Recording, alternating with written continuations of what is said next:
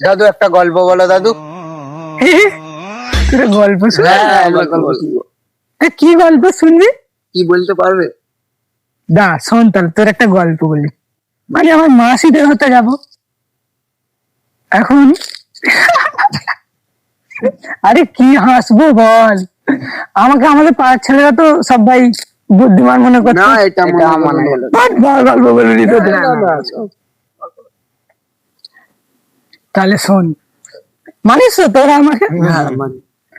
আমি এখন মাসির বাড়ি যাব না, আমি রাস্তা জানি না, কি করে যাব। তখন আমি কি করছি, ঘর দিয়ে বেরিয়ে পড়ছি, রাস্তা জানিনি, ঘর দিয়ে বেরিয়ে পড়ছি। রাস্তায় গেছি, হেঁটে হেঁটে হেঁটে হেঁটে যাচ্ছি, যে মানে আমি মাসির বাড়িতে ঘুরে চলে এলুম। এবার আমার ঘরে আমার দাদারা জিজ্ঞেস করতে, হ্যাঁ তুই গেলি কি করে? আমি বললুম আমার কাছে, আমি তো বুদ্ধিমান মানুষ, তোমরা তো জানো। বলে কি করে গেলি বল? গেলুন, আমাদের ঘর দিয়ে রাস্তা দিয়ে উঠলুন, ডানদিক বাঁ দিক চলে গেলুন, হেঁটে হেঁটে হেঁটে হেঁটে যেতে একটা হলদে কালার আর কালো কালার অটো দেখলুন, তাতে উঠে পড়ল। যে সেই একটা কি কাঠের মতন ভিড়ে যাচ্ছে, সেদিন নেমে গেলুন। নেমে হেঁটে হেঁটে হেঁটে হেঁটে যাচ্ছি, যেতে যেতে ঠিক একটা হলদে কালারে আর সাদা কালারের ম্যাজিক গাড়ি নিয়ে গেছে। আমি বলি এটাতেই তো তাহলে উঠতে হবে। বলে আমি উঠে বললো না, উঠে যেতে যেতে একটা থানার গোড়ায় নিবে দিল। বরবাবু দেখে তো আমার গাঁড় ফেটে গেল, পুলিশ দেখে আমার থত থত থত করে কেঁপে কেঁপে যাচ্ছি। তখন এক জায়গায় গেলুন, যে একটা লোককে বলতি, হ্যাঁ অমুক জায়গায় যাবে? বলবে হ্যাঁ যাবো। তুই বাচ্চা ছেলে কোথায় যাবি? আমি বলি আমি বাচ্চা ছেলে নয় গো, আমি বিশাল বুদ্ধিমান। আচ্ছা লে বাদ দে।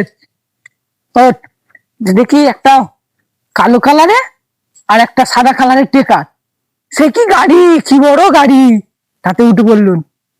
উঠে যখন যাচ্ছি, আমার তো কি ভয় লাগতেছে। একটা মেয়ে পাশে বসেছিল, সে মেয়েটা বলতে, কচি এখানে বসবি? আমি বললাম আমি কচি নয়, তুমি যাই বলো।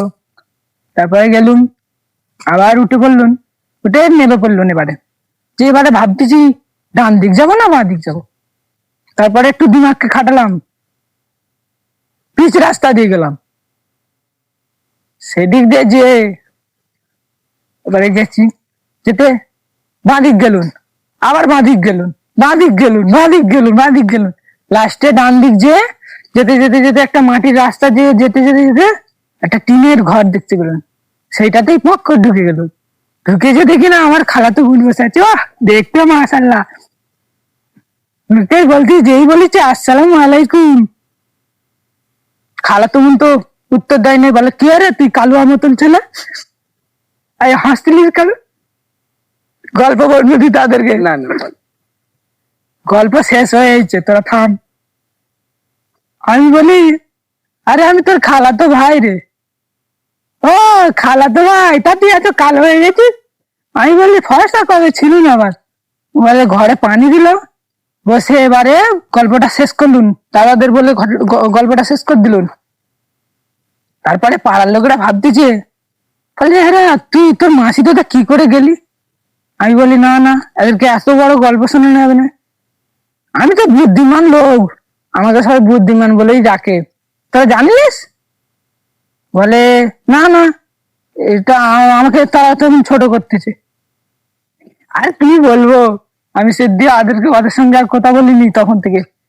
তারপর থেকে এই যে পাড়ার লোকেরা আমাকে বুদ্ধিমান বলেই ডাক। এটা তো বিশ্বাস করা গেল না, এটা তো বিশ্বাস করা গেল না। এটা আমার ঠিক নয়। তোরা মারা যা, ভিডিও বন্ধ করে দিই।